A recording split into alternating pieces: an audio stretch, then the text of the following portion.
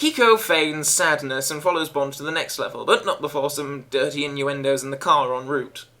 Anything can be penetrated with the proper tools. And finally, the Q-worm. Q? There's a lady present. Night Shift is Nightfire's main stealth level, and comes in roughly the same place as Agent of Fire's main stealth level did. The games have had a very similar structure up to this point, really. I love how bored M sounds at the beginning of this level, by the way. Bond, M here. Avoid civilian casualties at all cost. But then, who can blame her, to be honest? She has been on the other end of this intercom since the start of the game. She's old, she probably is quite tired now, and probably just needs a nice little nap. I love how you don't even have to tranquilise the guards here either. You can just go up to them and punch the lights out and sort them out that way. They're really not as threatening or fast as the guards from the counterpart level from Agent Under Fire. You basically have to snoop around Drake's Phoenix building in this level, install the Q-worm, gather intel. It's a good spy level, but this particular bit towards the end of the level always confused me. Like, you open this very elaborately designed terminal room to get to the Nightfire files, but then once you take them, all hell breaks loose and security guns start going off, guards appear. Is there a way of doing this that doesn't set all the alarms off? I feel like there should be and I'm missing out on something here, or maybe this is just the standard way the level goes. You run into Dominique, who stalls the guard so you can get to the top of the building, where you find a parachute, and then it's off the end of the building for Bond, where he encounters these two odd women.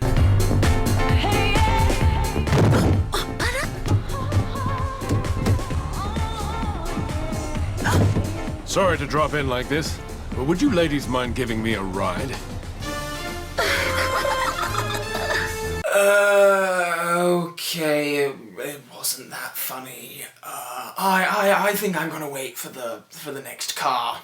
After analysing the Nightfire files at MI6, M becomes suspect of a shut-down nuclear power plant that Drake's company has been commissioned to remove all radioactive material from. Bond is ordered to investigate the plant and take pictures of anything suspicious. Through a cutscene of Drake being interviewed by a news crew, we are introduced to Drake's robotic forklifts. After this little setup, I think it's something of a missed opportunity to not have Bond fight one of those things later on, like it goes rogue and you have to shoot certain parts of it to disable it or something. It doesn't happen and it is a missed opportunity. But anyway, interviews over and we see the Rook order snipers back to their positions, hinting that this level is indeed going to be a sniper heavy one. As usual, plenty of options to take when starting this level. You can snipe everyone to death or slowly take them out stealthily.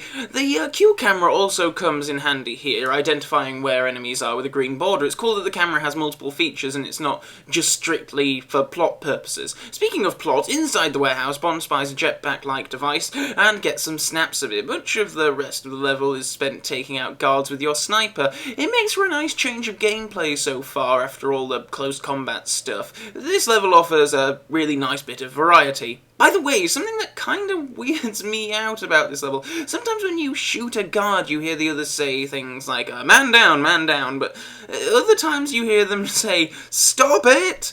Which I think is really upsetting. It's like they're really sad that their friends are being shot.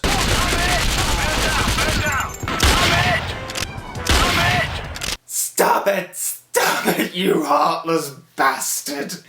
He had a wife. He had a child. He had a reason for being and you took that being away, you bastard. I really like the last part of this level in the final warehouse. After Bond takes pictures of the laser, you can use it on enemies and use it to blow up the door to escape. It's really cool. Upon escaping, you meet with Kiko, who Bond foolishly still thinks is a friend, and is tranquilised by her and taken back to Drake's Phoenix building, where our villain is enjoying dinner by his helipad with Dominique, but turns out he's discovered Dominique is a double agent and tells Kiko to kill her. Use the helipad and take care of the body. No! It's futile, Mr. Bond. You've seen too much of my operation to live, but I wanted you to enjoy this moment first.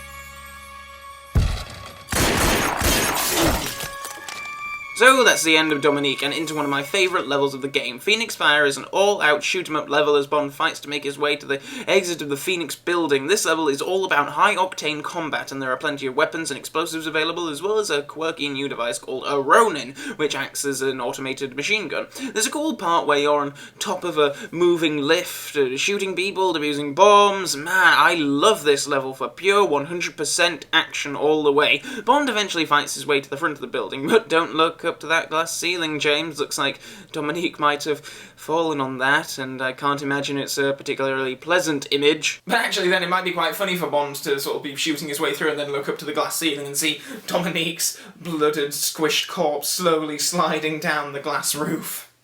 Bond gets to the front door where Deus Ex Machina car appears, carrying our next Bond girl. Need a lift, Mr. Bond? Allura McCall, Australian intelligence. On loan to MI6.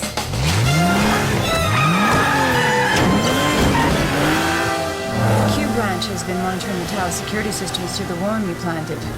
They saw you in a bit of a spot, so here I am. Well, you're a talkative one, aren't you? Sorry. It's been a difficult evening, Miss McCall. I lost a friend. Now, I really love that. I really love that Bond is visibly affected by Dominique's death. It shows that the game makers were trying to at least put some kind of narrative and character and arc in there. I mean, obviously it's a video game. This isn't going to win an Academy Award for screenwriting anytime soon, but the fact that they went to that effort really shows that they are trying to fit this game into the James Bond cinematic universe, and I really appreciate that. So anyway, Bond and Allura are dispatched to the South Pacific to look for where Drake is holding his nuclear missiles. Q recommends the Vanquish as the best way to approach the island without being seen. As it turns out, the car has been kitted out in a similar fashion to the Lotus Esprit from The Spy Who Loved Me, and yet this is still significantly more believable than it turning invisible. The whole level takes place underwater, and you guessed it, it's my least favourite level of the game. I think it's a nice, novel idea, but it's underwater and everything moves so damn slowly. Whenever you fire a missile at something, it feels like it takes an absolute age to reach its target, and by that time they've fired 3 or 4 rockets at you, which are still on the way.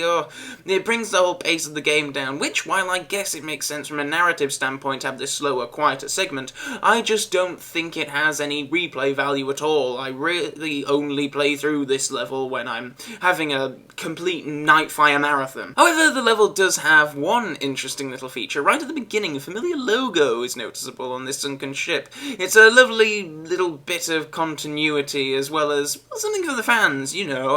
I think it's very cute. Anyway, Bond and Allura blow up Drake's missiles and submarines and stuff, and go running off into the jungle and into the next level, which is another vehicle level. I really feel like there should have been some on-foot stuff in between these two levels, like Bond and Allura shooting through Drake's jungle troops to get into the base, just something to break up the driving, I guess. There's a cool little hidden shortcut hidden behind some rocks in this level, by the way. And after a kinda boss fight with a sentinel, it's to the skies with the rest of the level, apparently. Geez, submarine, then a jeep, and now a plane? Could we have some on-foot stuff in between all this, please?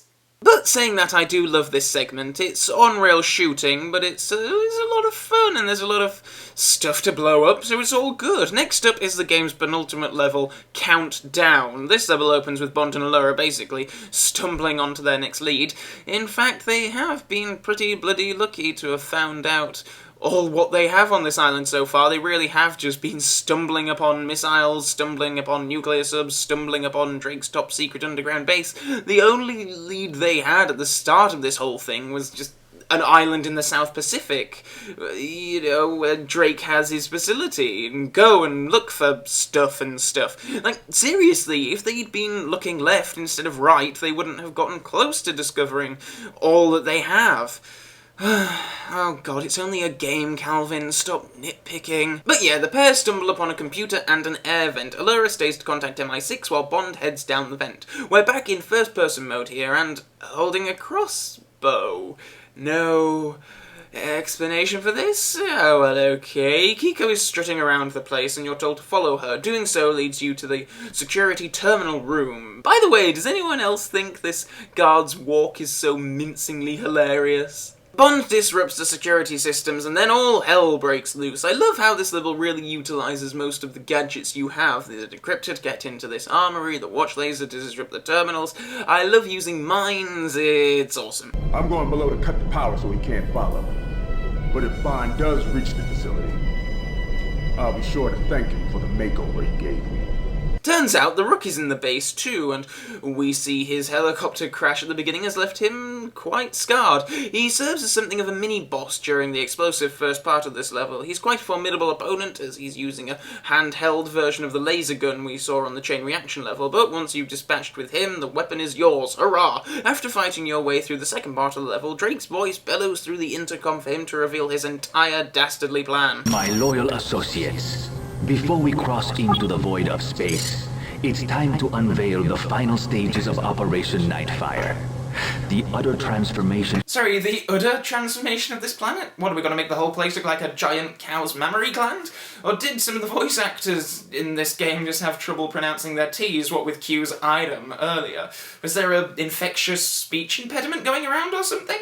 Anyway, it's all very Moonraker, where Drake intends to take over the world and build a society that meets with his requirements. He refers to his domination as a corporate takeover, which I think is really funny and says a lot about Drake. He's a businessman, but obsessively so, that his mind doesn't perceive things outside of the business world. He talks about replacing world leaders with a board of directors. He's mental, and it's awesome. He might not be the most interesting or charismatic of Bond villains, but through this little 2-minute speech of his, I feel like we really learn a lot about him and see a lot of potential for a really crazy Bond villain. It's just a shame that that potential isn't tapped into a little more. Anyway, you shoot your way to... Wait a minute, is this base underwater? What is it with Bond game villains and underwater bases? Anyway, Bond tries to board a shuttle but is foiled by Kiko and dropped beneath the space shuttle exhausts. Feeling a little bit of deja vu there, 007? How can the same shit happen to the same MI6 agent twice in 25 years? You escape death by exhaust by scurrying into these rooms at the side, and they don't have terribly thick doors. They must be made out of pretty strong stuff to survive multiple blasts like that. Anyway, in between shuttle takeoffs, you have to dispatch of guards and, oh, scary horror movie ninjas again, which really pisses off Kiko before you grapple up and give her the same drop-off she gave you. I love Kiko's death here, by the way, and I love the look Bond gives her right before she falls.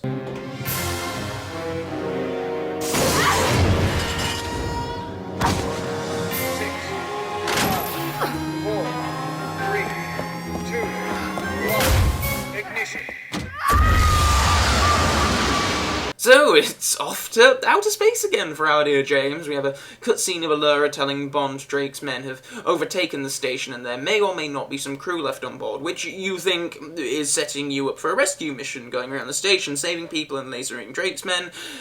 But no, wait. Very next bit, and Drake sat in some room and Bond's outside the space station? What? This is Nightfire's only major flaw for me. It really does feel like a level has been completely missed out here. I don't know if EA and Eurocom ran out of money or time or what, but there really had to be a level here of Bond going around the space station, shooting and rescuing, and then ending up outside Drake's little viewing room here. Now, I haven't played the PC version of this game, but I understand it's very different. Does anyone know if that version of the game included such a level? There's also a little glitch in the sound here while Drake's talking, which is something of a minor annoyance. You can't quite hear what he's saying. You've already failed miserably. But tinker with my missile if you must. To make a splendid target for my laser cannons. What was that, Drake? I'm sorry, I can't hear you over the missiles. You're going to have to speak a bit louder. The missiles are just a bit too loud, Drake. I can't understand a word of what you're saying. Please, could you speak up a bit, please? Or could you stop the missiles for a minute, because they're just too bloody loud. Anyway, this level is really just one big final boss fight. You need to destroy the missile couplings to set them off course while fighting away Drake's suited goons. This is all done in zero gravity, by the way, so feel free to do some loop-de-loops and upside-down shooting to make it more fun. It's almost a shame everything happens in this level as quickly as it does, because a part of me wishes I had all the time in the world just to piss around in space, and the scenery's so pretty too. I just want to float around and enjoy this beautiful... fucking lasers. After disarming the missiles, power regulators, and power cores and stuff blows up, and Drake takes matters into his own hands by fighting you himself with a heat-seeking rocket launcher. No fair. Drake is a tough opponent and has a seemingly unending supply of rockets in that spacesuit, but it only takes a few laser shots to the head before his corpse goes flying off into space to join his spiritual predecessors Hugo Drax in the Earth's orbit. Bond returns to Earth, gets a well done from M, enjoys a martini with Allura before reclining their seats and setting the Vanquish to autopilot as bits of space debris create a scenic meteor shower and the game fades to black. As a genuinely lovely little reward for beating the game, we're treated to a small featurette showing some behind-the-scenes footage and interviews from the making of Nightfire. I can't tell you just how much I love this. We get something similar with the next game, and I love it because I hardly ever see making-ofs that are related to games, and I'm genuinely interested to see how some of these games are made. So featurettes like this are a really welcome thing, even if they're always far too damn short. And of course, with this being a Bond first-person shooter, the fun doesn't end with single players. We have a fabulous multiplayer addition to the main game. Me and my friends used to play this game for hours and hours and hours when we were younger. We absolutely loved this game. There are certainly less modifiers than Agent of Fire's multiplayer. You can't completely customize weapon sets, there's no zero gravity or speed settings, you can't use your grapple anywhere you like, but it's certainly more polished and the level designs are incredible and add so much more to the gameplay. I think everyone can agree that Sky Rail is the best level, right? The cable car makes for some unique gaming opportunities and it's so big and varied, and other levels are fantastic too. Some even draw from classic Bond settings like Fort Knox and Atlantis. There's also a feature called Mini Vehicles where you can pilot small helicopters and tanks, which again adds so much to the fun. You can also play with up to 6 bots, and one of my favourite things about Bond multiplayer is you can play as a select group of characters from the Bond films. Pussy Galore, Goldfinger, Wei Lin, Renard, Oddjob, Scaramanga, Mayday. It's a really great assortment they have here, but something that's always really puzzled me is that if you're just on a free-for-all, shoot to the death sort of thing, for some bizarre reason you can't have more than one character or one bot playing as a good guy character. So if you're playing with 4 friends and 6 bots, only 1 out of 10 can play as a goodie, as apparently if Bond was seen pumping rounds of ammo into Christmas Jones, the entire franchise would collapse or something. It's a really puzzling thing, and I don't know if it was enforced by EA or Eon or Eurocom, but someone somewhere obviously stood up in a meeting and said, we can't have Bond shooting Bond girls, and that claim was thought to be valid for some reason.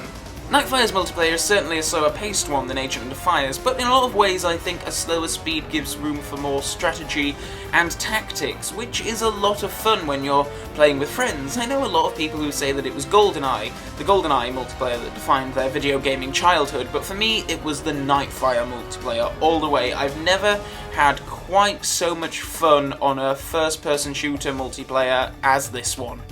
Also, one more little extra contained on the game disc is the trailer for Die Another Day. I get that it was the next Bond film after this game, but you'd think they'd put the trailer right on the front menu, or play it automatically when you load the game or something, instead of sticking it under AV settings or whatever. But yeah, it's there if you fancy watching it on a break between levels.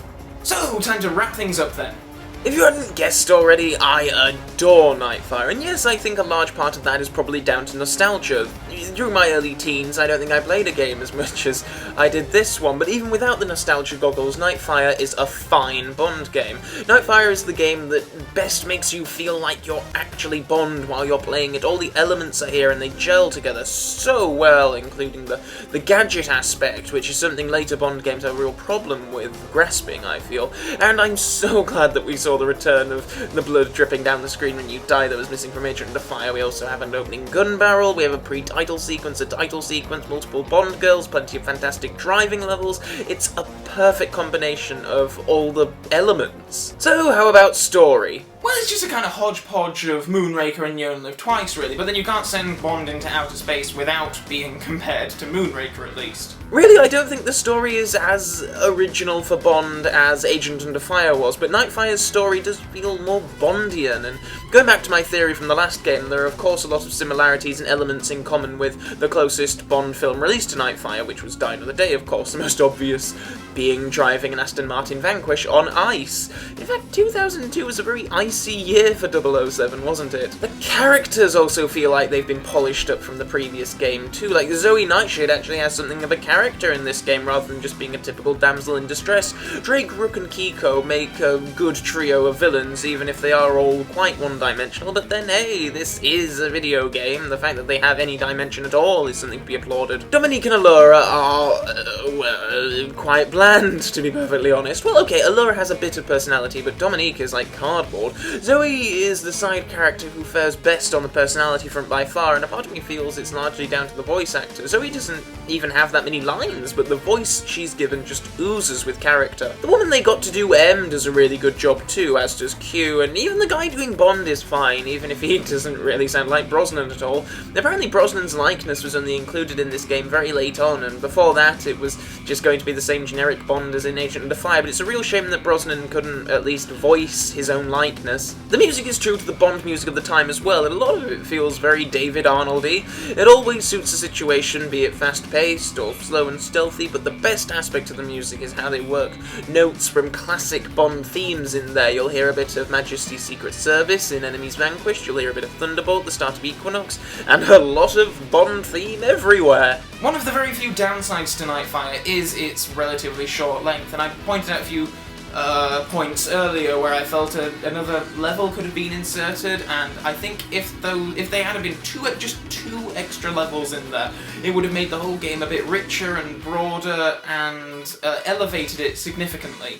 Now, I haven't played some of the other Bond games in a long time, so I can't say this for certain, but when I get to the end of these Bond game reviews and do a top 10 list, I can tell you that Nightfire will almost certainly be at the top of that list. And I know that GoldenEye for the N64 is the best thing in the history of the world ever, and you know what, if I'm being objective from what I remember of that game, GoldenEye for the N64 is probably a better game than Nightfire, but Nightfire is...